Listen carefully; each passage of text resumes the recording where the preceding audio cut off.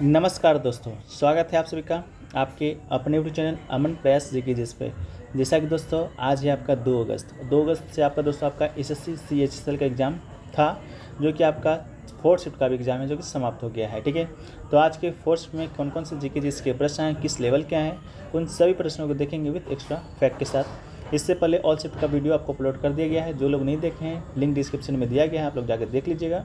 चलिए हम लोग वीडियो को स्टार्ट करते हैं। पीडीएफ टेलीग्राम पे मिल जाएगा, लिंक डिस्क्रिप्शन में दिया गया है फ्रेंड्स। ठीक है, तो देखिए आज का जो हमारा पहला जो प्रश्न है वो है दोस्तों कि मोहिनीअट्टम है जो कि किस राज्य का शास्त्रीय नृत्य है। ठीक है, तो ये प्रश्न बहुत ईजी पूछा गया था और प्रीवियस ईयर क्वेश्चन से ही पूछा गया था। ठीक है, तो इसका जो राइट आंसर है दोस्तों आपका हो जाएगा केरल। ठीक है, मोहिनीअट्टम जो आपका डांस है यानी शास्त्रीय नृत्य है वो दोस्तों आपका कहाँ से संबंधित है, तो दोस्तों आपका केरल से संबंधित है। तो इसका राइट आंसर क्या हो जाएगा, केरल हो जाएगा। इसके अलावा मोहिनी के रूप में विष्णु के पुनर्जन्म में महिलाओं के द्वारा हिंदू भगवान विष्णु की याद में नृत्य किया जाता है। ठीक है, इसके अलावा भारत में आपका 8 शास्त्रीय नृत्य है, आप लोग को मालूम होगा। उन 8 शास्त्रीय नृत्यों को हम लोग शॉर्ट टाइम में देख लेते हैं। तो पहला है आपका भरतनाट्यम जो कि दोस्तों आपका तमिलनाडु का शास्त्रीय नृत्य है। ये दोस्तों सबसे पुराना शास्त्रीय नृत्य है, इसको आप याद रखिएगा। इसके अलावा दूसरा है ओडिसी जो कि दोस्तों उड़ीसा का शास्त्रीय नृत्य है, इसको भी याद रखिएगा। इसके अलावा दोस्तों आपका याद रखिएगा एक मणिपुरी जो कि दोस्तों आपका कहाँ का शास्त्रीय नृत्य है, तो मणिपुर का है, नॉर्थ ईस्ट का है। इसके अलावा कुचिपुड़ी एक याद रखिएगा जो कि आपका आंध्र प्रदेश का शास्त्रीय नृत्य है। कथक की बात करेंगे तो उत्तर प्रदेश का शास्त्रीय नृत्य है कथक कली की बात करेंगे दोस्तों तो आपका केरल का है। मोहिनीअट्टम दोस्तों आपका केरल का ही है, केरल से आपका 2 शास्त्रीय नृत्य ताल्लुकात रखता है। एक है आपका सतरिया से जो कि दोस्तों आपका असम का है, और सतरिया जो नृत्य है दोस्तों आपका सबसे नया है जो कि 2000 में जोड़ा गया था, और इस नृत्य के संस्थापक आपकी श्रीमंत शंकर देव, ठीक है, इस नृत्य के संस्थापक हैं। ठीक है, चलिए दोस्तों वीडियो में आगे बढ़ते हैं। इससे पहले आपको बता दें कि जितने भी प्रश्न आ रहे हैं, ठीक है, 25 जीके जिसके प्रश्न आते हैं तो 10 से 12 जो प्रश्न होते हैं वो दोस्तों आपके प्रीवियस ईयर क्वेश्चन से देखने को मिलते हैं। कहाँ से देखने को मिलते हैं, प्रीवियस ईयर क्वेश्चन से। तो इसके लिए दोस्तों आपका एसएससी 2023 में जितने भी अभी तक एग्जाम हुए हैं, ठीक है, इससे पहले दोस्तों आपका एक एग्जाम हुआ था एसएससी सीजीएल का जो कि 39 शिफ्टों में कंडक्ट हुआ है। एसएससी एमटीएस का दोस्तों आपका 57 शिफ्टों में कंडक्ट हुआ है, और एसएससी सीएचएसएल 2022 वाला जो कि आपका तकरीबन 40 शिफ्टों में कंडक्ट हुआ था। सभी शिफ्टों का एक कंबाइंड पीडीएफ तैयार किया गया है जो कि शुल्क बहुत ही न्यूनतम रखा गया है, मात्र 49 रुपीज़। अगर आप इसे प्राप्त करना चाहते हैं तो दिए गए व्हाट्सएप नंबर पर, ये दोनों आपका व्हाट्सएप नंबर है, किसी भी नंबर पर आप इससे जाकर जानकारी प्राप्त कर सकते हैं और इसे प्राप्त कर सकते हैं। पीडीएफ के साथ साथ दोस्तों सबसे ज़्यादा जो जरूरी इंपॉर्टेंट है वो आपका इंपॉर्टेंट एक्स्ट्रा फैक्ट्स है। ठीक है, हर एक प्रश्न के साथ इंपॉर्टेंट एक्स्ट्रा फैक्ट्स को जोड़ा गया है, जिससे कि आपके एग्जाम में प्रश्न आते ही आते हैं। जीके जीएस और करंट अफेयर्स के लगभग बहुत सारे प्रश्न हैं, जाकर आप लोग एक बार परचेस कर लीजिए। और 10 से 12 क्वेश्चन आपका हर शिफ्ट में आपका यहीं से देखने को मिलता है, जैसा कि आप लोग को भी मालूम होगा, तैयारी करते होंगे तो प्रीवियस ईयर क्वेश्चन कितना मायने रखता है ये बखूबी आप लोग जानते ही होंगे। ठीक है, चलिए नेक्स्ट क्वेश्चन की ओर बढ़ते हैं। तो नेक्स्ट क्वेश्चन पूछा गया था आपका कि women's football under 17 world cup कहाँ आयोजित हुआ था। ठीक है, ये क्वेश्चन पूछा गया था। क्वेश्चन का लैंग्वेज थोड़ा सा आपका ये था कि भारत के किस राज्य में आयोजित नहीं हुआ था। ठीक है, 4 ऑप्शन दिए गए थे, उनमें से एक ऑप्शन को आपको छांटना था। ठीक है, तो पहली बात, women's football under 17 world cup का जो आयोजन है वो तो आपका हुआ कहाँ था, हुआ था कहाँ, वो आपका भारत में आयोजित हुआ था। ठीक है, भारत के कितने शहरों में हुआ था फ्रेंड्स, तो आपको बता दें भारत के 5 शहरों में आयोजित हुआ था। 5 शहर कौन कौन से थे, तो देखिए पहला भुवनेश्वर था, दूसरा आपका कोलकाता था, तीसरा गुवाहाटी था, ठीक है, चौथा अहमदाबाद था, और 5वां आपका नवी मुंबई था। ठीक है, तो इस 5 में से 3 ऑप्शन आपका सही दिया गया था, एक ऑप्शन आपका कुछ और दिया होगा, मुझे ज्ञात नहीं है, मैंने भी स्टूडेंट से पूछा नहीं, बस आप लोग जान लीजिए कि ये 5 शहरों में आयोजित किया गया था, भारत के 5 शहर में। इसके बाद स्पेन की बात करेंगे, मतलब चैंपियंस की बात करेंगे तो स्पेन आपका चैंपियन बना था, दूसरा किताब इसका है। इसके अलावा रनअप की बात करेंगे तो कोलंबिया था, इस बात को भी आपको याद रखने की ज़रूरत है। ठीक है, चलिए नेक्स्ट क्वेश्चन की बात करेंगे। तो नेक्स्ट क्वेश्चन पूछा गया women's under 19 T20 world cup Bharat है जो कि किसको हरा कर जीता था। ठीक है, भारत ने किसको हरा कर जीता था, यानी कि उप विजेता आपसे पूछा गया था। Women's under 19 T20 world cup जैसा कि आपको मालूम होगा भारत विजेता बना था, लेकिन आपसे पूछा गया था उप विजेता। तो इसका राइट आंसर दोस्तों आपका इंग्लैंड हो जाएगा। भारत ने इंग्लैंड को हराकर women's under 19 T20 world cup है जो कि अपने नाम किया था। लेकिन देखिए आज क्या हुआ था, क्या आपका एक ओडीआई सीरीज हुआ था आपका किसके साथ, भारत और ऑस्ट्रेलिया के साथ। उसमें से पूछा गया था कि भारत और ऑस्ट्रेलिया के बीच जो मार्च में ओडीआई सीरीज हुआ था उसका जो पहला मैच था भारत ने कितने रनों से जीता था, या कितने विकेट से जीता था। ठीक है, इस बात को याद रखिएगा। इसलिए भारत का जो अंडर-19 महिला टीम का T20 विश्व कप हुआ था, इसको भी याद रखिएगा कि भारत ने इंग्लैंड को 7 विकेट से हराकर जीता था। ठीक है, इसको भी याद रखिएगा क्योंकि ये आपका आज पूछा गया है तो आगे भी पूछा जाएगा ही जाएगा। ठीक है, इसके अलावा भारत ने 36 गेंद रहते ही आसानी से टारगेट है जो कि हासिल कर लिया था और इंग्लैंड के जो कप्तान थी और शानदार ऑलराउंडर ग्रेस स्क्रूमेंस को बल्ले और गेंदों से शानदार प्रदर्शन के लिए प्लेयर ऑफ द टूर्नामेंट भी चुना गया था। ठीक है, चलिए नेक्स्ट क्वेश्चन पूछा गया था, शिक्षा का जो अधिकार है अनुच्छेद 51 के कौन से खंड में है? खंड आपका ABCDG के दिया गया था, तो राइट आंसर आपका अनुच्छेद 51A खंड के आपका इसका राइट आंसर हो जाएगा। जो आपका शिक्षा का जो अधिकार है, शिक्षा को अधिकार को मौलिक अधिकार के रूप में प्रदान किया गया था, ये आपका संशोधन था 6वां संविधान संशोधन 2002। ठीक है, इसके अलावा भाग 3 में आप लोग को मालूम होगा मौलिक अधिकार है, तो शिक्षा के अधिकार को मौलिक अधिकार के रूप में प्रदान किया गया था। इसके साथ ही ठीक है, इसके साथ ही आपका 51 के एक खंड क में भी जोड़ा गया था, इसको भी याद रखिएगा। ठीक है, अब जोड़ा गया था भाग 3 में कहाँ पर? अनुच्छेद 51 के ए में डाला गया था, जिसमें कहा गया था कि 6 से 14 वर्ष के बीच बच्चों का मौलिक अधिकार बना दिया गया था। ठीक है, इसके अलावा भारतीय संविधान में जैसा कि आपको मालूम होगा 11 मौलिक कर्तव्य है, आप लोग बखूबी जानते होंगे।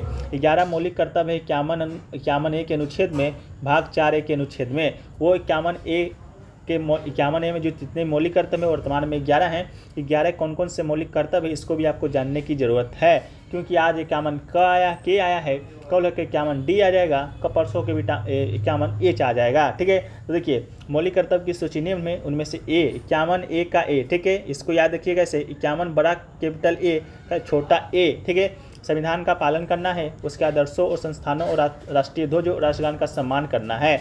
इसके अलावा 51A के खंड B में स्वतंत्रता के लिए राष्ट्रीय रक्षा को प्रेरित करने वाले महान आदर्शों का पालन करना है। इसके अलावा अनुच्छेद 51 के C में भारत की संप्रभुता, एकता और अखंडता को बनाए रखने और संरक्षित करना है।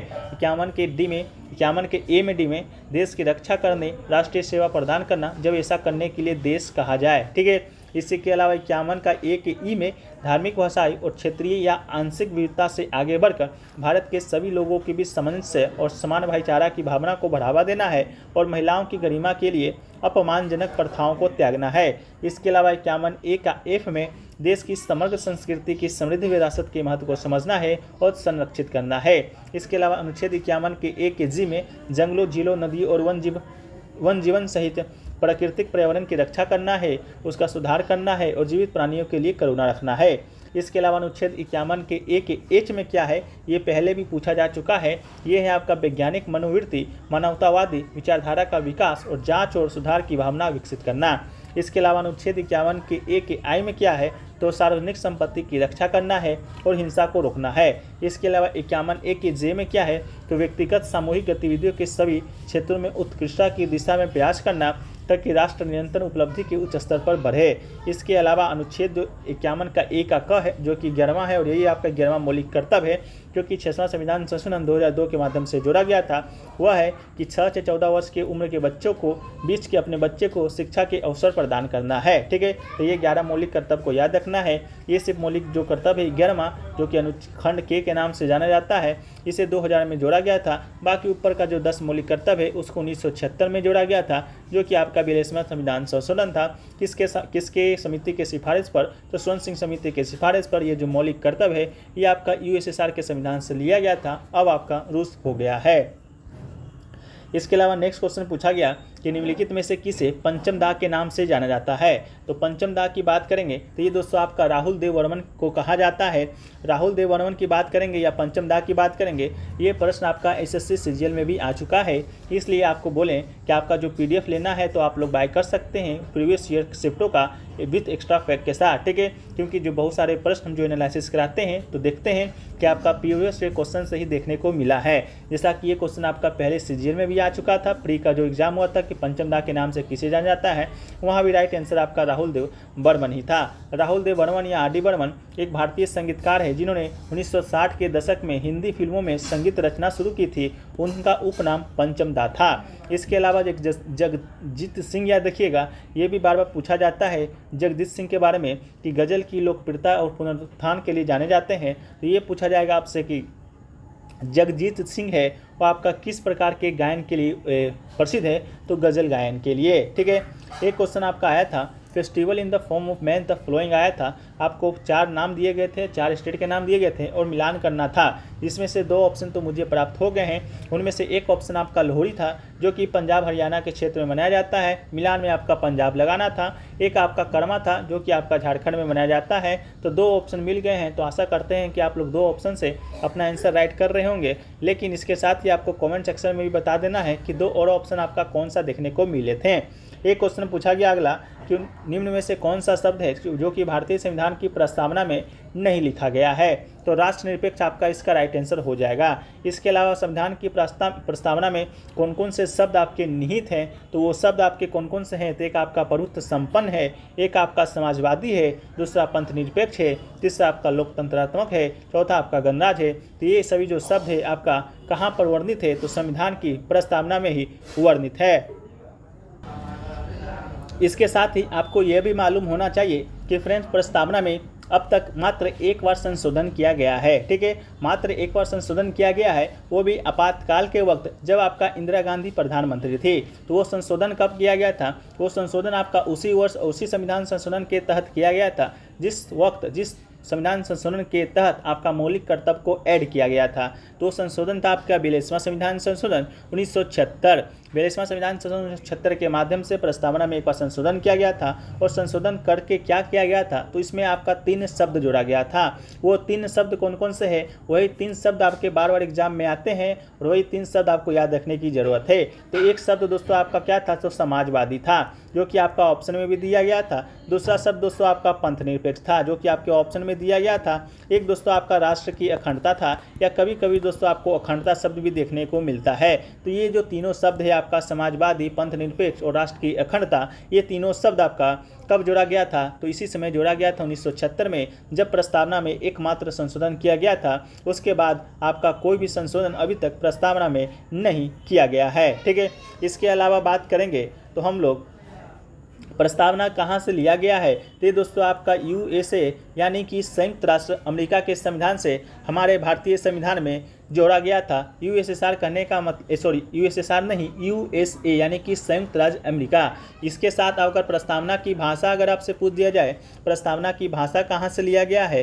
तो प्रस्तावना की जो भाषा है वो दोस्तों लिया गया है आपका ऑस्ट्रेलिया के संविधान से। ठीक है, तो ये दोस्तों आपका आज का कुछ GK GS के प्रश्न मिले थे, जो कि दोस्तों स्टूडेंट के द्वारा भेजे गए हैं, जो कि आपका 100% रियल प्रश्न है। ठीक है, इसके अलावा जो भी प्रश्न आपके पास हैं, आपको याद है, जो भी एग्जाम देकर आ रहे हैं, आपसे निवेदन है कि आप लोग प्रश्न को कमेंट सेक्शन में ज़रूर बता दीजिएगा, ताकि एक PDF तैयार हो सके जो कि दोस्तों आपके आने वाले एग्ज़ाम के लिए भी इम्पॉर्टेंट हो सके। जैसा कि आपका SSC MTS का एग्ज़ाम है, जो कि अगले माह में होना सुनिश्चित है। ठीक है, इसके अलावा सभी शिफ्टों का PDF अगर आप लेना चाहते हैं, सभी शिफ्टों कहने का मतलब है कि SSC 2023 में जितने भी एग्जाम हुए हैं, जैसा कि CGL का 39 शिफ्टों में, MTS का आपका 57 शिफ्टों में और CHSL का आपका 40 शिफ्टों में, उन सभी शिफ्टों में अगर एग्जाम हुए, उन सभी शिफ्टों का PDF लेना चाहते हैं, मात्र 49 रुपये के न्यूनतम शुल्क से ले सकते हैं। व्हाट्सअप नंबर आपको दिया गया है। इसके अलावा डिस्क्रिप्शन में भी व्हाट्सअप का लिंक मिल जाएगा।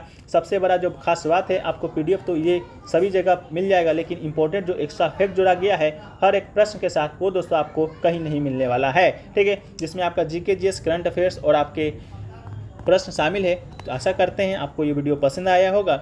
वीडियो पसंद आया है तो वीडियो को आप लोग लाइक कर दीजिएगा। चैनल पर यकीन नए हैं, चैनल को सब्सक्राइब कर दीजिएगा। हम लोग मिलते हैं नेक्स्ट शिफ्ट के वीडियो में। जब तक के लिए जय हिंद, जय भारत।